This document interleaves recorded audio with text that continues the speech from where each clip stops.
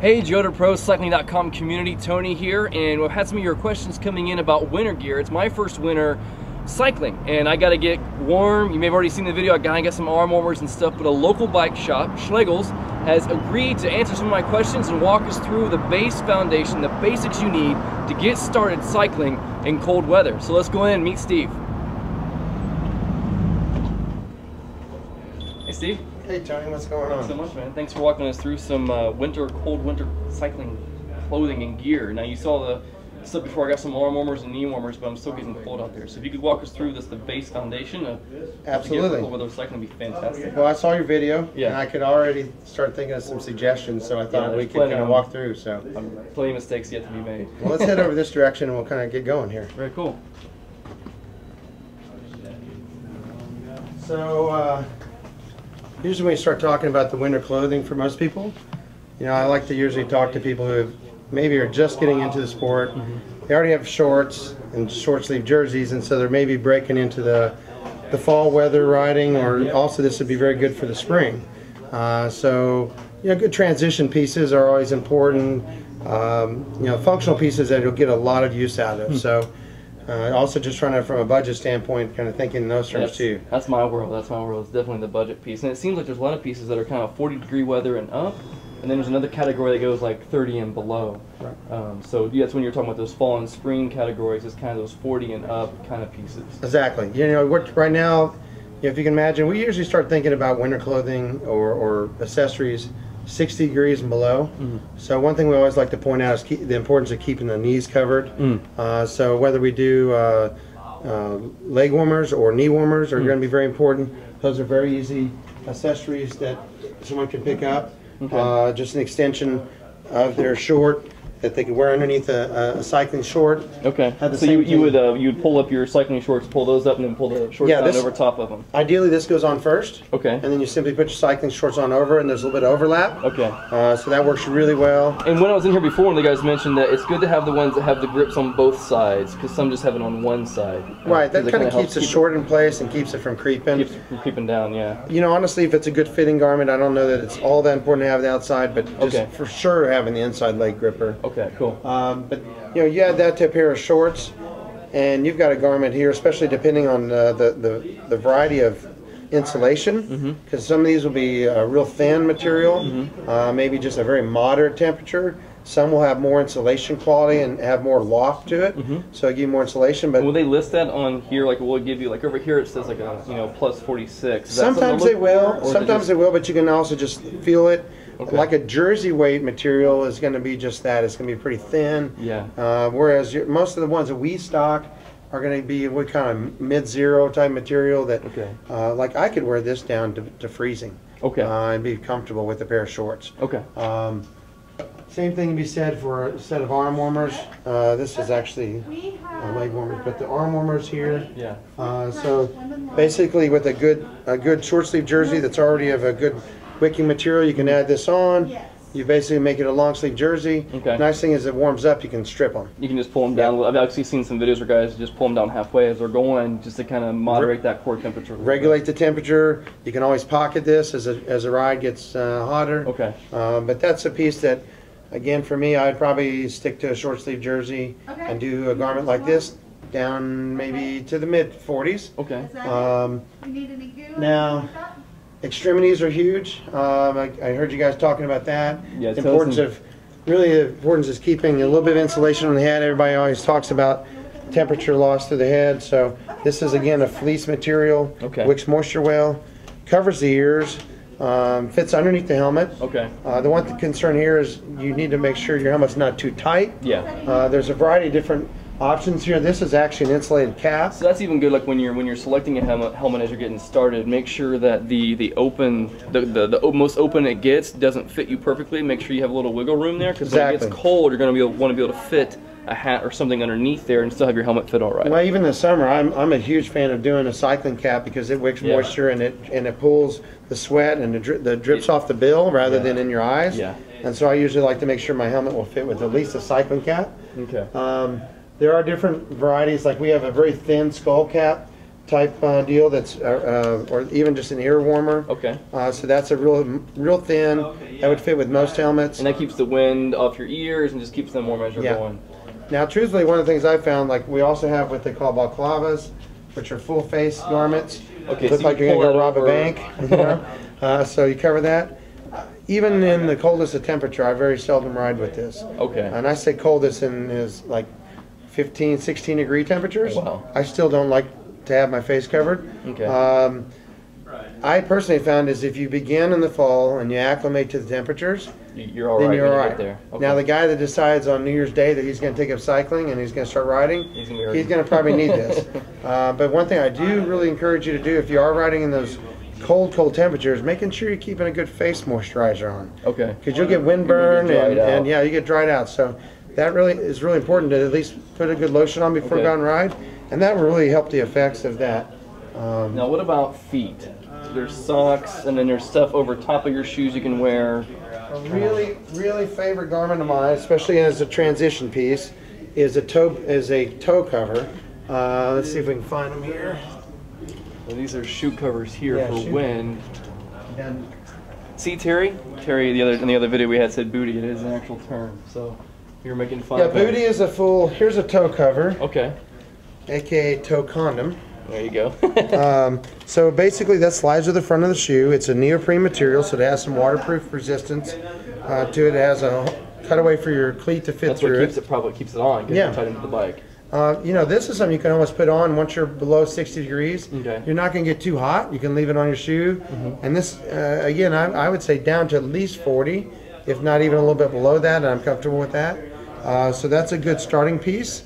You know, again, it's one of those things, if you overdo it and you do too much, then you start sweating in your shoes. Yeah, your feet are just hot. And then and then you start getting wet feet, and that ends up being cold feet. So that's where you got to kind of monitor things like the full booties, like something like this garment. A little bit nicer, full zip. Again, you've got a lot of the same features that are present with the booty. Your cleat will come out. This will also, your heel will come out of it. It even has some reflective accessories there, so you can be seen at night. Really good garment. That will get most people with a good pair of socks to freeze it. So you're doing really good there. Very cool. Of course, socks are going to be a critical component we always like to talk about. You want a good wicking material, so like a merino wool or some of the polyester blends. The one area I would say you got to be real cautious of on a sock is if you have a proper fit shoe, it's probably a fairly snug fit. So it's not going to give you a lot of room for a real thick sock. And consequently, if you do go with a thick sock, you end up cutting off the circulation. Feet going down. Yeah, just because of blood circulation, not necessarily temperature. So a good thin sock that's properly, that's a good wicking material. Is going to be very critical there. And there's different ratings of socks too, as far as different cold weather kind of socks versus like transitional pieces, like you're saying. Precisely. Like we've got some of the ASO stuff actually has a winter sock kit, and they have different grades. Again, you kind of have to experiment with things there a little bit. You know, myself, I'm actually pretty confident or pretty comfortable wearing just a good wool sock most of the time, the same thickness regardless. And then a good nice shoe cover as you get and then I'll vary it based on the shoe cover. Now what about base layer? Number one, my most favorite garment of winter garments, I'd say there's one thing that you've got to look at is just a good base layer. Probably the best thing. I've got some long stuff sleeve, over here. short sleeve, like. Well, and again, that's kind of a transitional piece. So I will use both short sleeve and I will use long sleeve. Like the short sleeve would be a good addition. Going back to our starting point with a short sleeve jersey and arm warmers, I would actually do a short sleeve base layer with that. The addition of a base layer is about 10 or 12 degrees lower temperature. So where you're able to maybe go, let's say mid to upper 40s, you can go to another 10 degrees or so lower. I'll vouch for that because I rode yesterday. It was cold out and windy out, and I don't have any base layer stuff yet, so I was wearing just a couple cotton t-shirts. And after about an hour on the bike, it was all wet and I was cold. Cotton. You get cotton out of your wardrobe. Get it out. You have to wear it on the outside. Don't wear it against your skin. Yeah. It doesn't wick moisture well. It's just not a good option. Yeah, it just makes you really, really cold after about 60 minutes. So these guys make tremendous. This is Craft. They make really good base layers. Like this is a long sleeve. It's about a $55 garment. But you know, if I was going to have anybody just invest in one, I'd say get a long sleeve. Because you could actually wear this and maybe even forgo the arm warmers. Yeah. If you needed to, but you know, that's a really good. And you can hold on to the sleeve and pull the arm warmer up over it once. Yeah, you can do that too. So you can insulate that. Very good budget piece. You know, we always talk about layers, and I think that's a really critical component. This is a layer, and this is the base layer, and then you do maybe a mid layer, which would be, for example, like a jersey weight top, whether it be long sleeve or short sleeve, and then you could potentially go with a vest. I know you mentioned I got like I got wind this one vest. over here. This is the one I got. Okay, so something like that. Good windbreak. And when I first picked it up, it was really thin. I was thinking, man, is this gonna have any kind of effect at all? But with the wind hitting against you, it blocks all that cold out. Yep. And it's little, but it's huge. But vented back, which is really important, because you know, a lot of times when you start getting in this type of material, it does such a good job that you've got to be careful. Too hot, And we kind of talked earlier, but like, I've never been a huge fan of jackets for myself. There are advantages and disadvantages to these. So they're really portable. So if you really need something in quickly or, you know, unexpectedly, this is something that, I mean, you can fold this little guy up into your palm of your hand. It's going to be a very small piece. You could put this whole thing in a seat bag or a jersey pocket. I mean, it's going to fold up really nice and compact. There's not much to it. Just put it in the bag. Yeah. So that's an emergency basis. Where I'm not a big fan of jackets like this is if you tend to ride at higher intensities, you start building up some sweat inside, and then it's like an atrium. It doesn't really, it's hard to keep dry at that point. I've had friends talk about, Terry's talking about wind and that kind of stuff, where the vest doesn't get down the arms, you don't get as much flapping around, and insulating underneath arm warmers kind of keeps a little bit more aero, so you're not paying the penalty for warmth when you're out on the bike. Nice fit there. Now from there you can kind of start going into some next level materials. If you really dedicated, you know the temperatures, you were trying to talk about that 30 and below kind of thing. That's when you really start looking into, for instance, bib tights. Okay, so you know you're not going to... And these would be thicker material in general. This is a Roubaix material, which is a fleece lined. It's got some loft to it. You know you're not going to be taking your knee warmers or leg warmers off. Stays in place nice. Of course, the bibs, that's a really important thing. Bibs are just, they stay in place. Free around the waist. They're very comfortable. We see it almost both for shorts and for long garments. It's just the way to go. And I would echo that too. I didn't. John behind the camera suggested when you get shorts, don't get the ones here. Get the bibs right away. So I just saved my pennies and got those to start with. And you can get these with or without the padding inside. Okay. You know, I think the key would be here. We normally stock mostly with pads. If you're a commuter and you're riding every day and you had to use your same tights every day, you'd probably go without, and then have a pair of shorts underneath that you could rotate through, and that way you're not having to rewash your winter garment every night. Now on the other hand, because you don't want to wear your chamois a couple days in a row, just for the audience here. On the other hand, if you're going to be maybe riding once on the weekend, you know, you got a couple days between your rides, having the pad is probably a better option. I think it's more comfortable. You know, when you have several plies down at the crotch area, sometimes they start separating, you get caught on the nose of your saddle, that sort of thing. Okay, very cool. And then the same thing can be said for tops. I mean, we've got long sleeve, more insulated tops. Personally, I can take a base layer like one of these, and then a mid-weight jersey that's, again, just a fleece jersey.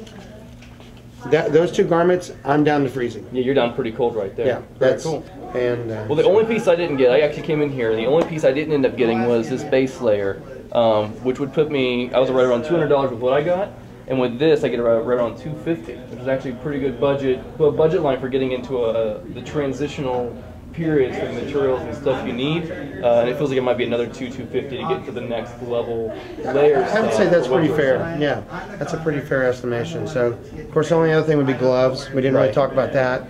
There's several different weights of gloves.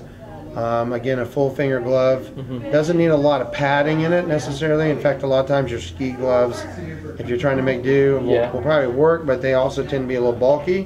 Whereas some of the cycling gloves are pretty much allow good grip on the bar, but at the same time have good insulation. I would say the average person could, if they really want to ride, have a good coverage, it may end up meaning two different sets of winter gloves, like a lighter weight and then maybe something for the really heavyweight, or even glove liners. You know, you could actually make do with a medium weight set of gloves, and buy a really good quality inner glove liner, just as you would a base layer.